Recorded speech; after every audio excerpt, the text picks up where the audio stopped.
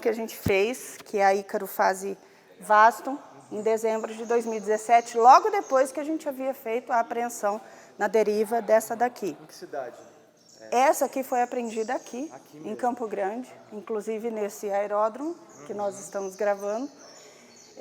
Estava angarada numa oficina homologada e havia sido trazida para que passasse por uma manutenção homologada.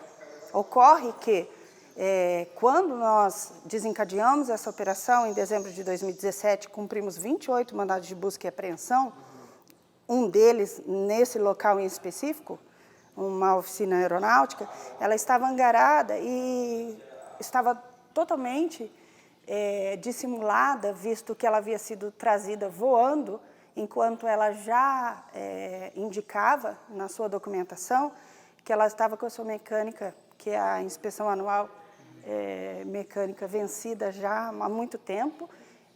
Essa nos dá uma vertente de que essa aeronave ela não pode chegar voando. Se ela foi trazida só com a mecânica já vencida, ela precisa vir por solo, ou então pedindo um traslado especial para a ANAC para que chegue voando sem risco, o que não foi feito.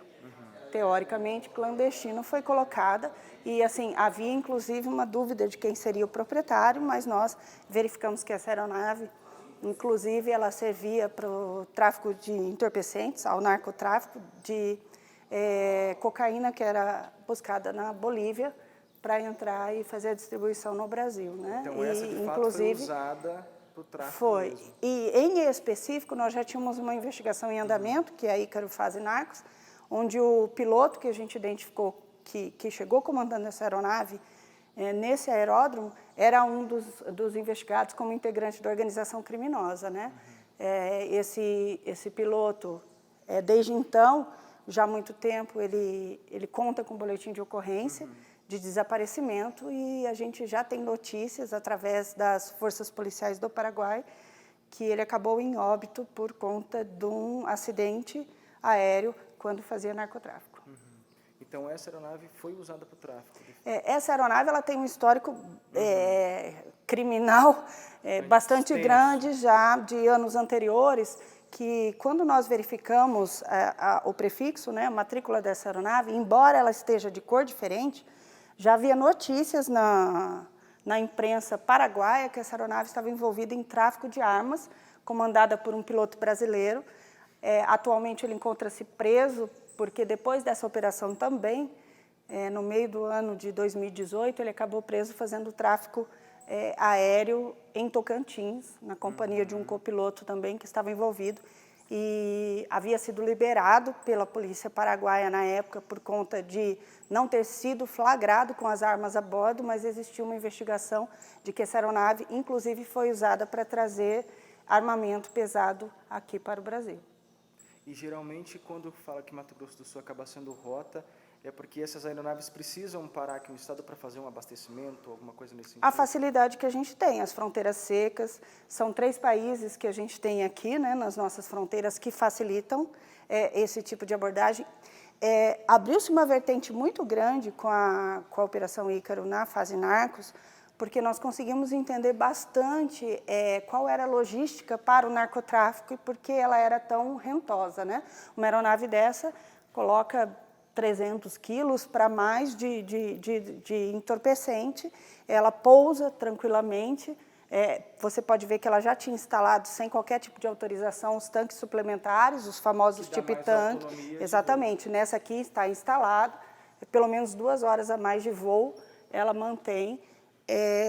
Ela, além disso, já havia sido utilizada e ela registrava falsamente horas de voos para menos, ou seja, as pessoas que chegassem, se o narcotráfico resolvesse comercializar essa aeronave, ela estaria indicando 380 horas a menos voada. Isso na aviação é muito grave, porque eu começo a dizer que, embora o tráfico seja o resultado final, a gente tem todo o crime meio que fica aqui, que é o que a gente vem batendo, e eu te expliquei mais cedo, na questão da mecânica. Por quê? Ela é levada para uma oficina, as peças e instrumentos de aeronave, geralmente, eles entram para manutenção preventiva, a aeronave não foi feita para cair, preventiva por horas voadas. Então, uma hélice, você verifica a vida útil dessa hélice por horas voadas. Então, você teria indicação para um mecânico que fosse capacitado para verificar de 380 horas a menos que não foram lançadas nessa aeronave. Planos de voos não eram feitos, então, é o que eu falei da vertente que a gente conseguiu descobrir. Hoje a gente tem pilotos, muitas vezes, que estão negociando a sua própria licença para voar, seu código, que a gente fala, o código ANAC, né, que ele foi submetido a uma prova, para os narcotraficantes, para que possam se utilizar quando necessitam fazer planos de voo.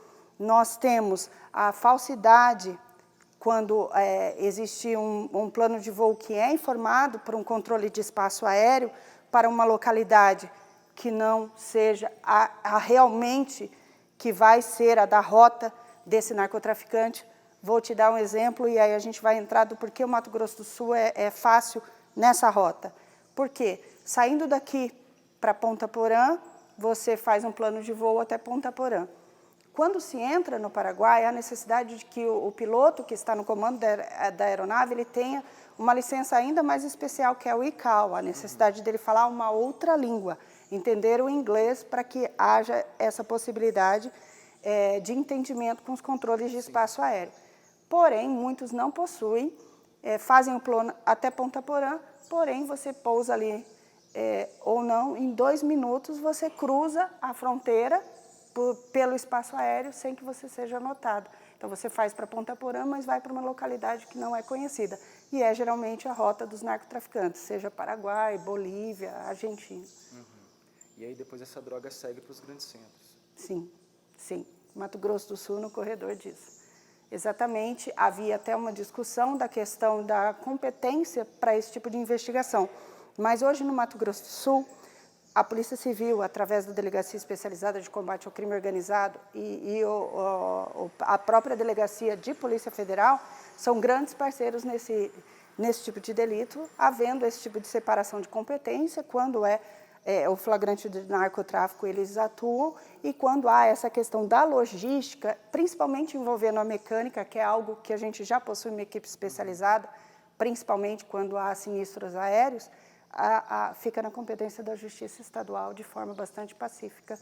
E hoje a DECO já conta com praticamente 50 inquéritos policiais instaurados desde 2015 em atentado à segurança de voo, associação ao tráfico de entorpecentes, e aí vem todos os crimes que acabam assolando a nossa sociedade. Lavagem de dinheiro, sonegação fiscal. A gente tem um comércio clandestino de peças aeronáuticas que acabam circulando muitas vezes por via terrestre. A gente também tem uma atuação em cima disso, porém envolvendo peças aeronáuticas, de pessoas que atravessam a fronteira, compram essas peças aeronáuticas para ser utilizada em oficina aqui brasileira, e que elas acabam tendo que ser muitas vezes dissimuladas para que eles possam sonegar impostos e baratear esse custo. E aí tem o contrabando, né? Exatamente. Aí, se você for analisar esse cenário, nós temos questões graves que precisam ser cada vez mais neutralizadas. A questão de pilotos que muitas vezes são contratados para comando de aeronaves em contratações legais, porém que não sabem a vida útil dessa aeronave, não sabem que tipo de peça e às vezes acabam sendo responsabilizados por fatos que não têm conhecimento. Existe toda a seara da relação de trabalho. Esse proprietário de aeronave que não voa, mas contrata um piloto, ele tem noção que ele instalou peça que não tem rastreabilidade, que não vai indicar para a Agência Nacional? Olha o risco que esse piloto está correndo. Então, há necessidade de se amparar o piloto que está no comando na questão da seara do direito trabalhista, do direito civil, do criminal. Sempre, quando você verifica uma operação que envolve as operações aéreas, pode ter certeza que todas as pessoas que estão empenhadas, estão especializadas nisso, não querendo dificultar a aviação, não querendo criminalizar a aviação. Sempre foi assim, a aerovia negra sempre existiu. Não pode, é só você verificar os índices. Eu estava buscando alguns dados estatísticos, nós já temos só em 2019 no país todo mais de 120 acidentes aeronáuticos, coisa que não era muito noticiada, era algo hoje está virando uma frequência, e aí você vai sempre dizer que foi o comando da aeronave que estava negligente, foi o mau tempo, ou algo que a gente precisa parar. Então, foi o grande legado que a Ícaro acabou trazendo para todo o país, é uma operação pioneira. A própria Agência Nacional é uma grande parceira. A partir do momento que nós trouxemos uma equipe de inspetores para que desencadeasse essa operação com a gente e conhecesse esse cenário que a gente começou a visualizar por conta de um servidor especializado, que é comandante de aeronaves, né, de helicópteros, que nos indicava em sua especialização em segurança de voo que algo estava errado, que haviam manutenções que estavam sendo clandestinas, tomaram ciência de algo que eles não conheciam. Adulteração de peças,